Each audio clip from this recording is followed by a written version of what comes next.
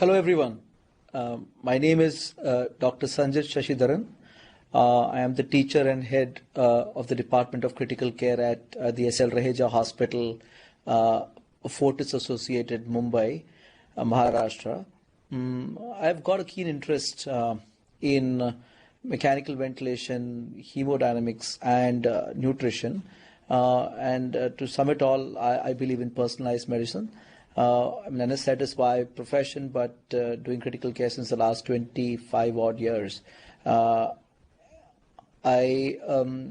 do have a couple of publications, and you're all welcome to look at the website drsanjay.com for details regarding those. So without much ado, I think probably we should just go ahead and take this webcast on indirect calorimetry.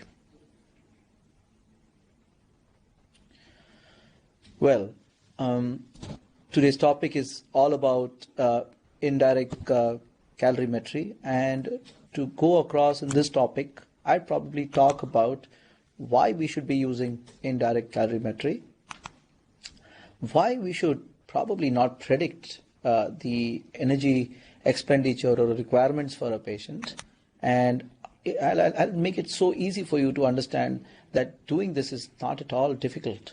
And then I'll back it up with a little bit of data that comes from the Indian scenario, which is extremely poor on data management and research.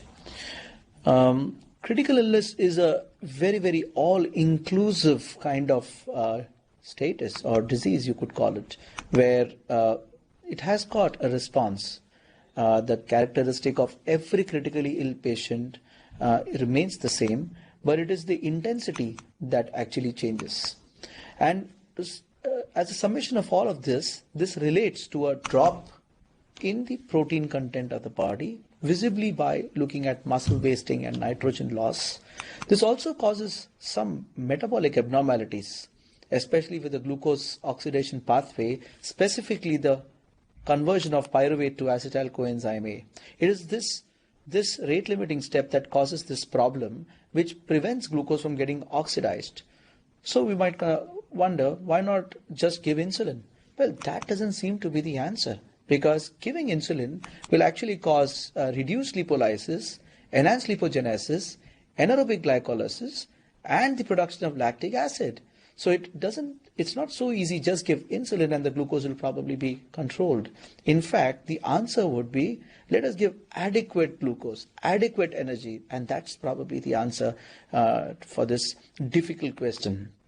Well, we always thought that all these illnesses had two phases, one being the systemic inflammatory response and the second being the counter anti-inflammatory response syndrome, immunity that comes in and kicks in later. But now we know that it doesn't work that way. They both come together. There is a reduced adaptive innate immunity and a dysregulated host response that is generally seen in these patients, very similar to something called as a genomic storm. And I think that's what causes all the problems that we face in critically ill patients, specifically inflammatory and neuroendocrine. And that's how our patients go really, really bad. That's the response that we're worried about. So what? What's about this critical illness? It's like a monster. It's really like a monster. Now, there was this study that was done by Lindsay Plank quite a while back. What they did was they looked at approximately 12 patients.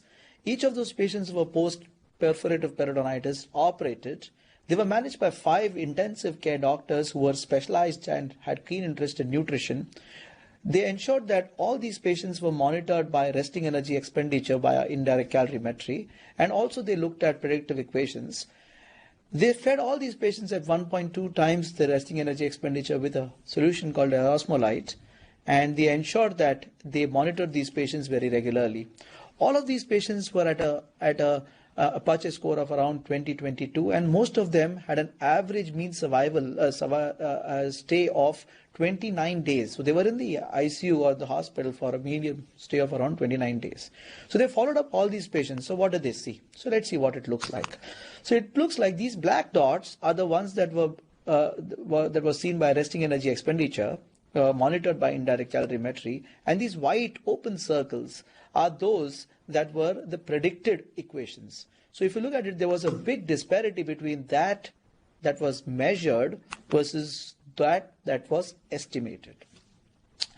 So there comes the discrepancy, and that's what exactly happened in my hospital also. I mean, these are equations that have, it just sees that there's a huge amount of variation of indirect calorimetry with respect to predictive equations. And what is also very interesting is that at somewhere around 9th or 10th day, there is a peak in the resting energy expenditure seen in the graph that I've just now shown. And this is exactly what we see in our hospital also. This is the graph of a patient that was in the ICU for quite a period of time. And somewhere around 8th or 9th day, we see him peaking on the resting energy expenditure. So this is something that's occurring. So the orange line is the energy expenditure calculated based on indirect calorimetry, and the blue line is the predictive equations based on SPEN guidelines. So it's obvious that there's a huge variation on the amount of energy required for these patients. And what is more interesting is that this resting energy expenditure remains elevated for almost 24 to 25 days. That's a very, very long time when the patient is so catabolic that he requires good nutrition for almost 21 to 24 days. Well, let's look at the other graph. Now, the black dots that we see is the prealbumin, and if you see, it comes down to a very low amount up to the time of 21 days. And when you look at transferrin, the transferrin slowly creep up, but still becomes near normal and not really normal. This indicates that it is very difficult to catch up to an extent of almost 21 days. So the catabolic response is so bad that it remains for a long period of time, and anabolism doesn't seem to get back quickly. So there is something wrong with the way critical illness plays out, and we don't know how it is done, but this is what occurs. So it's all the more reason that we should be probably giving what the patient requires and not what we feel or what is a rule or what is a predictive equation that we think of. Now, we followed up these patients. What we found out was the body weight went down from day 0 to 79 to somewhere around 66. That's a huge loss of body weight, isn't it? These are the same 12 patients that were followed up, and on day 21 they seem to have shrunken, and what really got lost was the fat-free mass. It wasn't really the fat, it was a fat-free mass. Well, if you followed them up, there was a drop in the total body proteins for certain. There was a drop in visceral proteins as well as skeletal proteins, but the maximum drop that was seen at 10th day, with the skeletal muscle protein being more dropped than the visceral proteins. So it's very obvious that if a patient goes through any critical period of illness, there is going to be a drop of skeletal muscle protein, and that is going to drop the body weight by a tremendously important amount. Almost half kilogram body weight can be lost per day in such patients who are extremely hypercatabolic. Now, any patient that comes, or all of the human beings are fighting for survival, and we are all at a phase called as homeostasis, and this fight for survival is called as homeostasis. Now, when the patient gets a little bit ill or is getting stressed up a little bit, they go to a new phase called as allostasis. And this allostasis is the new normal. Things are still okay. That's how our body responds. Now, let's take the example of this case. So there was a stressor, there was an allostatic load that came in, and it's at this point that the new normal was achieved. Now, let's take this patient somewhere around 5th or 6th day post anesthesia, post critical care, and now he's about to get out of the ICU. And at this phase, we have another stressor coming in. That another stressor will then lead to problems, morbidity, mortality, increased length of stay, critical illness, polyneuropathy, myopathy. And this allostatic overload seems to be the underfeeding and the overfeeding that we subject these patients to. And this per se is known to cause increased mortality, nosocomial infections, length of stay, bed sores, length of ventilator. All this may have a problem over here. Even after knowing so much, worldwide we seem to be feeding our patients very, very low. I mean, there are studies all over the world talking about 40% and 68% and 51.6%, and even data from our hospital, from the hospital where I work, shows gross underfeeding, proteins as well as calories. So I don't think we're doing a great job on feeding our patients for certain, and we are doing it, and we are creating iatrogenic problems is what it looks like. Okay, so coming to the point of whether we can predict which patient actually needs more or specialized nutrition, that itself also is a very difficult problem. If you look at various scores, the MUST score, the SGA score, the MNA, the Nutric, the NRS, it really doesn't make us understand whether this patient requires X amount of calories or requires X plus 5 amount of calories. And that's the problem. They don't even agree with each other. They're not so good. And that is the reason that predicting which patients will require more amount of support is also not in our domain. So we cannot predict which patient, and we cannot predict how much this patient will require. Well, this was a study that was done from the Itzhak Rabin Institute, where Oren Zussman and Professor Priya Singer went ahead and looked at 1,171 patients who were monitored by indirect calorimetry and by the Harris-Benedict equation. They were a group of patients who were mixed medical patients, trauma patients, respiratory tract problem patients, cardiac patients, and all of them were definitely ill with a median Apache score of somewhere around 22. They monitored them via the resting energy expenditure, that's the average that we see over there, and they also looked at the Harris-Benedict equation in these patients. And what did they find out? They found out a beautiful relation. The relation looked like this. That means if you were to deliver the resting energy expenditure, about 70% of the resting energy expenditure, the mortality seems to be going down. And when you start feeding them more than 70% of the measured resting energy expenditure, it seems like the mortality just goes up. That means 70% seems to be the golden number, and I think we should target 70% of the resting energy expenditure in most of our patients, provided we know the exact resting energy expenditure. This relationship did not exist with proteins. The more you fed the proteins, the better the patient became and lesser the mortality. This was very obvious, and when they adjusted them for various variables, this relationship of 70% still persisted, clearly indicating that we need to feed optimally, and the optimum level seems to be 70% of the resting energy expenditure, shown again by the Kaplan-Meier survivor graphs, where if you fed the patient around 70%, they survived more. If you fed them more than 70%, they survived less. And if you fed them much more than that, they survived even more lesser. And what happened when you fed them via Harris-Benedict equation? It's very obvious that the amount that you fed was much, much higher. Much, much higher. This is what it looks like. Definitely, this is not the way to do it. When Vanderbilt University looked at another cohort of patients, they also kind of simulated the same results. What they did find out was in that group of critically ill patients, they divided them to septic, non-septic patients. Around 800 odd patients were looked at. They measured the resting energy expenditure, and they estimated the predictive equations. And what they found out was when there was no energy deficit, the mortality was high. When it was underfed, the mortality was again high. It was only when they fed near about 70 to 80% that the mortality did not change. Going on to say very clearly that measured energy expenditure should be known, and when you actually estimated them, you actually overdid it many of the times, is what it looks like. This means we really cannot assume what the energy expenditure was, nor can we predict what it should be.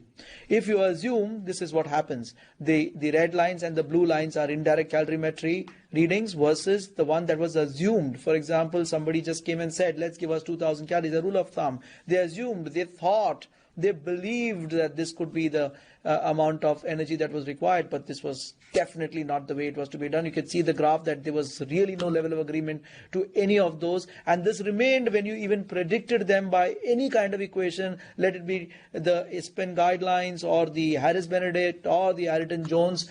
So we then started predicting that maybe that if the length of stay is high in the ICU, these patients are going to be more sicker, they're going to be more catabolic, and that's probably the reason that these patients may require higher energy. But let me tell you what happens. This is a graph of patients versus the indirect calorimetry of these patients that were measured. So now look at at those patients that remained at 6 days of ICU stay, there was a difference of indirect calorimetry readings of almost 600 to 700 kilocalories, which is definitely very, very high. Now, when you look at 3 days patients, look at these are patients of 3 days each. Again, you see that there's a huge difference in the indirect calorimetry readings, very clearly evident by this graph, showing that it cannot be assumed by just looking at length of stay, and thus calorie requirements cannot be judged by the expected length of stay in any way. So people started saying, okay, let's look at it by severity. But it's very obvious here too that even by looking at severity, the resting energy expenditure cannot be assumed for certain. That means stress or severity demand has got huge amount of changes in calorie requirements, which just cannot be estimated, and it is not in a straight line for certain. Let alone diseases. Various diseases have got different kinds of resting expenditure. Look at this. In various diseases, diabetes, LV failure, AKI, sepsis, and with respect to severity, it's all over the place. You just can't understand whether which patient requires how much calories, which patient requires how much calories is a $1 million question that can be answered only and only when it is measured. Even in a single disease, if you look at it, this is sepsis. Look at some patients who require so high, whereas some other patients require so low. And this is what is seen in most of the diseases. And that is why personalized medicine is something that is the way to go. In fact, look at this one patient with sepsis. When you used indirect calorimetry and when you did not use indirect calorimetry and you assumed a certain calorie requirements, there was definitely no overlap between them. In fact, towards the end of the admission, there was huge disparity between the calories required versus the calories that were actually provided when you assumed them to be a certain amount by rule of thumb. This means to say that each patient is very, very different. And that's why I believe that those who have knowledge should not predict, and those who predict probably don't have any knowledge. And that's the reason predictive equations should be not used when we are using, when we have critically ill patients who are dynamic, who needs a right kind of energy expenditure reading that comes out after measurement only. So I think I put the point further that resting energy expenditure is disease specific, is condition specific, and it cannot be seen in a single patient. It varies during the course of disease very, very unpredictably, and it cannot be based on height and weight alone. And that is the reason that this statement holds so much significance, that one size does not fit all. In fact, Edward Abrahams, who's the president of the Personalized Medicine Coalition, said, one day patients will say, I'm not an average patient. I am who I am. You need to understand who I am before you prescribe whatever treatment you plan to prescribe. So what? So it's important that we don't wait. If it's just not right, we should move on. And to measure seems to be the key. We have to measure what we are giving our patients. And there have been various ways how we measured: direct calorimetry, heart rate based estimation, double label water, Medgem-like devices, bioelectrical impedance, first beat by beat method, and what we are going to discuss today is indirect calorimetry, a great method. Many monitors in the market which are helping us to do this indirect calorimetry. But I think even after so much advances that have come into technology, it is still, you feel so sad to understand that there are very few people all over the world who are actually using indirect calorimetry. And I think there are a couple of reasons for this. Two reasons that are non-modifiable are an inertia to change and attitudes, and that can't change by just a webcast. You need to understand this, you need to change behavior. That's not the matter of this webcast. But if you feel that it was complex, I'll probably tell you it's not complex. If you thought it was costly, it's really not that. And if you thought it doesn't do anything, I'll show you evidence that it does a lot of things. Well, what is indirect calorimetry? Every cell in our body breathes. When it breathes, it takes out carbon dioxide, it takes in oxygen. If you were to monitor the volumes of carbon dioxide that is being expelled out, and if you were to monitor the volume of oxygen being taken inside, we could put it into this modified Weyer's equation, where the VO2 could be now found out, the VCO2, or the oxygen or the carbon dioxide that has been coming out, volumes can be found out we could calculate the resting energy expenditure. Isn't that so simple? Well, there are different kinds of devices that have done this. They can be done breath by breath, and the earlier devices had mixing chambers. So there are different mechanisms of finding out, doing this equation. And if you look at this, this is a patient that is lying in my ICU. If you would find out, this is a patient in prone position. So the patient over here, the indirect calorimetry they can find out is close to the ventilator down there. It is that small box that lies over there. That is the indirect calorimetry device that we use in my institute, which works by just a plug in and a plug out. You just plug in and you're ready to use the indirect calorimetry very soon. There are certain reasons why you will probably have to wait, or certain caveats have to be followed, and I'll come to that. So in short, it is definitely not complex. It is simple, and it is really not very expensive compared to the length of stay that it can stave off. So this resting energy expenditure can be used by can be found out by simple devices, provided we follow a few caveats. The few caveats are, you need to wait for the device to warm up a little bit. It takes somewhere around 30 minutes to 45 minutes for the device to warm up. The calibration is usually factory calibrated, and you don't need to calibrate it again and again. There should be no leaks in the circuit. Even a small leak in the circuit will cause a problem, and your readings may not be right. You can't use FiO2s usually more than 0.7. That's because of the equation. If the FiO2 is more than 0.6, it is prone to errors. So it's not advisable to use or measure resting energy expenditure when the FiO2 is more than 0.6. There should not be too much of oxygen fluctuations, and that is generally taken care of by pressure regulators on the back of ventilators.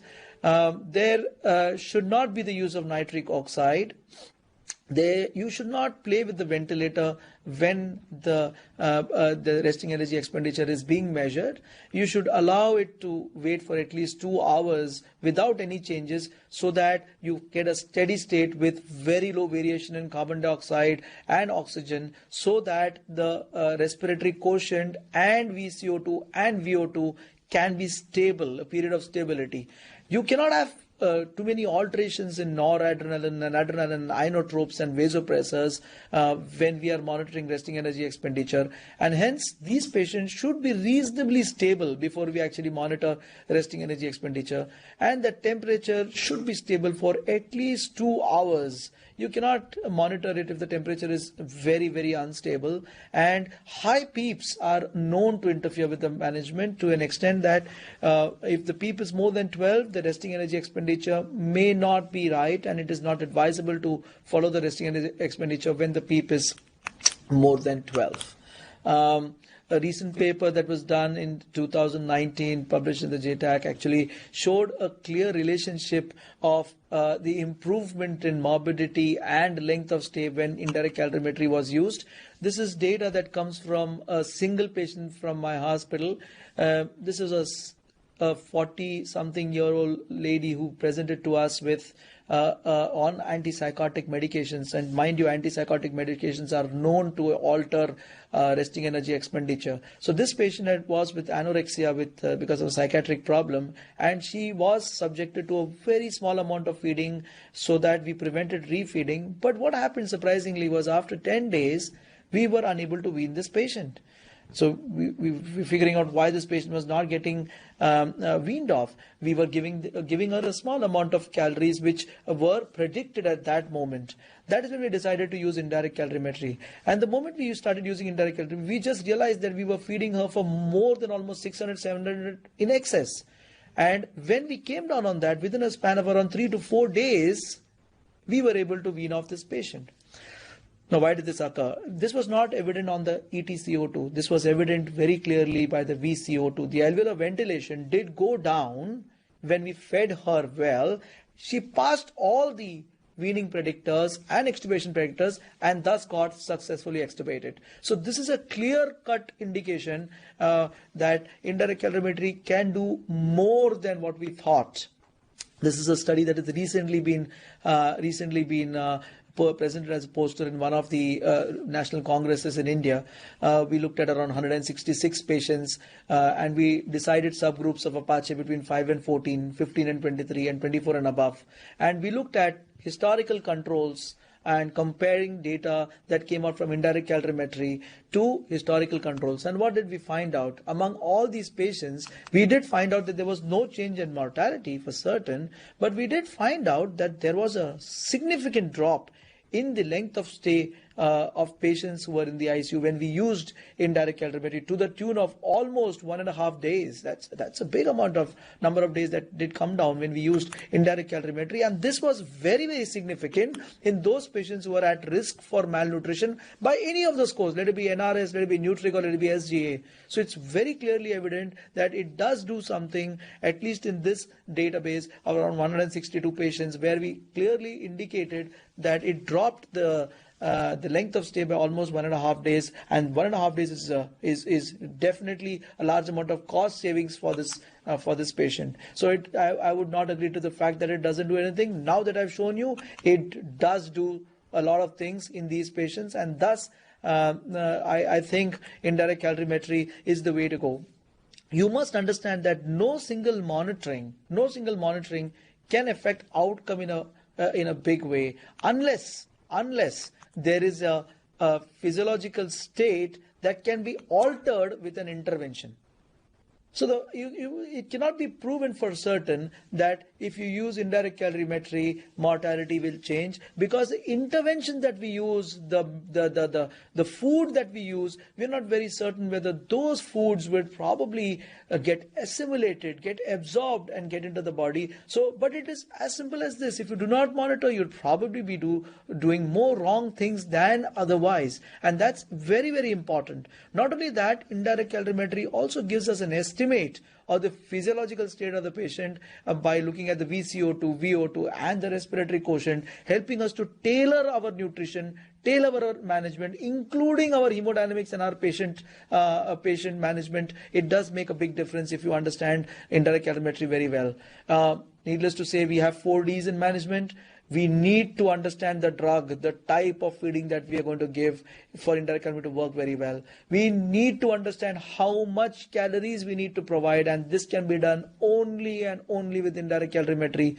We need to understand the duration as to how long we should be feeding them. That will be given by an estimate of the resting energy expenditure also. And we need to de-escalate this food item at certain times, and this is again we would get an idea by looking at indirect calorimetry. And that's the reason that the ESPEN guidelines goes on to say that in critically ill mechanically ventilated patients, energy expenditure should be determined by using indirect calorimetry, and it is not a good idea to use predictive equations for certain.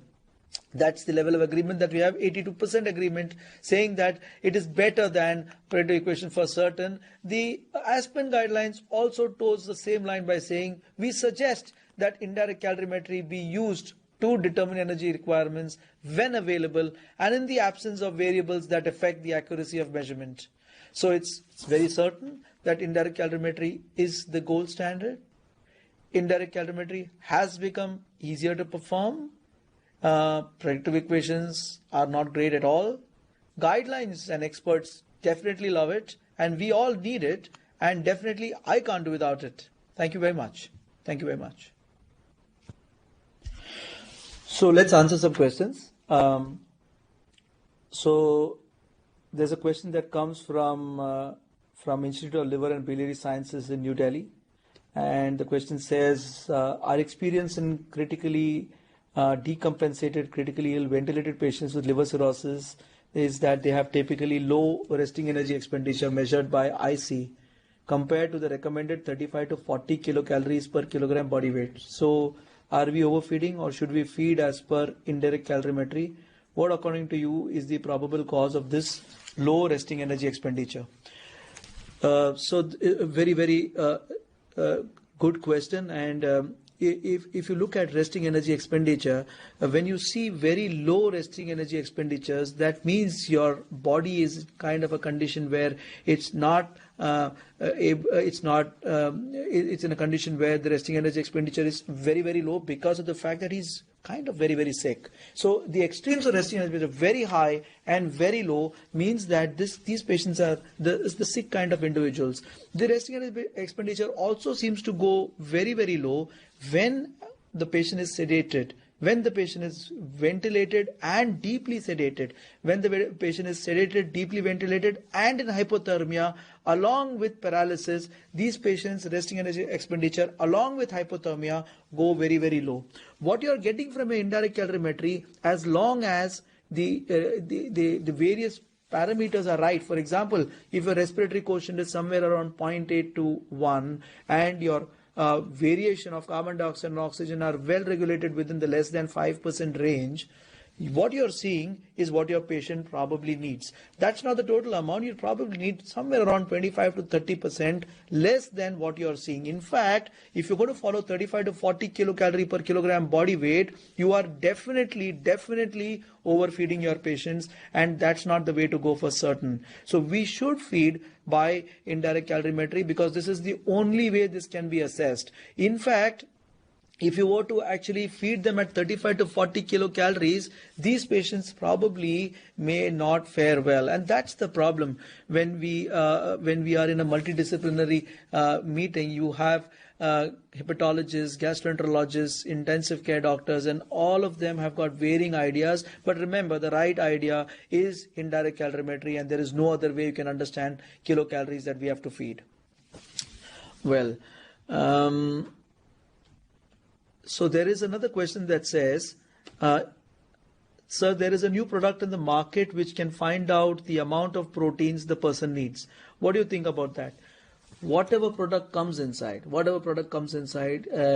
proteins are not something that we measure by indirect calorimetry. Moreover, it is also important for us to understand that even if you know the amount of proteins that are going on inside, even if you know the number of calories that are going inside, it is very difficult to know whether the body is taking those proteins, assimilating those proteins, and incorporating those proteins in the muscle mass. So it's not an easy task to say that I know X amount of proteins is required. Really speaking, proteins, if you are keeping it in the range of 1 to 1.5 grams per kilogram, it does a world of good, is what it is very clear in all the studies, that if you feed them more proteins, they are supposed to do better with respect to morbidity and mortality. And in fact, the only place where proteins may not be used at the range of 1.5 is probably grade 3 and grade 4 hepatic encephalopathy. Well, there's a question that says, what is your experience with respect to patient outcome based on a IC guided feeding protocol? Well, we have completed 2 trials now. One of the trial is awaiting publication. It has already been accepted. So we did study around 160 patients, and it just seemed to have some kind of relationship in improving or reducing the length of stay. We can't have endpoints of mortality, and we cannot say indirect calorimetry will change mortality in any way. It doesn't seem to occur that way, but it will definitely reduce soft endpoints like length of stay, length on the ventilator, and probably reduce weight loss if you were to feed them the right way. They will get off the bed. It is not a single monitor or a single calorimeter that will change mortality. It is impossible to do that. To make nutrition change mortality, nutrition change hard endpoints like death, you will need to keep this patient monitored for a period of around 3 months, and that is not something that we would do. We would probably use it for a period of around 10 to 15 days, and subsequently what happens at home is a very different story. But definitely, even in the short term, for 10 to 15 days, it does seem to cause help us to get the patient off the ventilator quicker. It helps to get the patient mobilized quicker, and it also reduces the length of stay for certain. Well, so there's another question asking what is the difference between direct and indirect calorimetry. Well, direct calorimetry is is what you see when there's a room, an insulated room that is a large room which has a thermal jacket and a water and an exhaust and a generator and things like that, and you sit in that room, you sleep in that room, you eat in that room, and whatever heat is expended by our body is now judged and monitored, and that heat in kilojoules is then your resting energy expended. This is direct calorimetry. What we're doing here is indirect calorimetry. We are using pulmonary functions, we are using respiratory functions, we are looking at VCO2, VO2. That means indirectly, by looking at volume of carbon dioxide expended and volume of oxygen taken in, we are actually putting them into a Weyer's equation and indirectly finding out the energy expenditure. That's why this is called as indirect calorimetry, whereas direct calorimetry is very, very different from that. All right. The next question that comes is, does indirect calorimetry data help us calculate cumulative negative energy balance, or does it change with feeding? Well, indirect calorimetry meter will give you the actual calories that are required, and definitely if you were to use it, we will know that it is the resting energy expenditure for the previous 24 to 48 hours. It will not tell you 7 days in the past. It cannot tell you that this patient is malnourished. It can't tell you that. It cannot tell you that 10 days back what was his negative energy balance. It will only tell you for the next 24 to 48 hours, this is the kind of energy expenditure that this patient is having, and this is what you probably need to do it. And that's the reason that we repeat indirect calorimetry readings once in 2 to 3 days. It is not recommended to do it every day. It doesn't make any difference, but in 2 to 3 days is what is the recommended for measuring indirect calorimetry. So it doesn't tell you long-term cumulative deficits. In fact, if you want to understand where there has been cumulatively a reduction, the only way you can do that is by actually doing an ultrasound. And there are devices like the muscle scan in which you look at the ultrasound, look at the fat density, look at the quality of the muscle, and with that you will probably understand that these muscles are already kind of in an injured or in a protein deficient state, and that's why these patients need to be tended to much better than the rest. Right, I think so despite this one question that comes in, despite feeding 80 to 100% energy intake, respiratory quotient remains low, 0.7 to 0.8. Okay, so good question. So you are feeding the energy intake, but what's actually contributing to the energy is actually is what your respiratory quotient is telling you. So if you were feeding at 0.7, most probably the entire expenditure is not very well balanced with carbohydrate, fats and proteins. So it does mean that one of the components are much, much higher, and that's why a respiratory quotient is towards 0.7. If it is towards the extreme of 1 and plus, there again you have a balance with respect to the fats, since probably you are feeding the patient too much fat. So the balance of carbohydrate, proteins and fats would change the respiratory quotient for certain. And if it is less than 0.7, that's your problem. Your problem is the balance. So yes, that balance is what is important. So there's another very important question that's coming in. Will pulmonary shunting affect indirect calorimetry results? So if your patient is on a very high PEEP, I mean you're giving a patient PEEPs of upwards of 10, upwards of 12, and you are on a very high respiratory rate, so there are errors that come up with indirect calorimetry. There are errors that come in, and those errors are something that the monitor cannot tell you. So in short, it has not been tested in patients with PEEP more than 12, and we don't have those fine calorimeters that can pick up these small leaks that occur. In fact, those patients who have got very high cuff pressures, they may leak through their cuff when they are on an endotracheal tube, and that itself might lead to erroneous measurements. Per se, a pulmonary shunting is not being studied in indirect calorimetry, and so clear-cut cannot be said that in pulmonary shunting, this degree of pulmonary shunting, indirect calorimetry will not work. But there I think we need trials to understand whether that will change. But it does seem logical to say that if there is excessive pulmonary shunting, the VCO2 and VO2 will not probably be the right VCO2 and VO2s, and we may not get the right readings.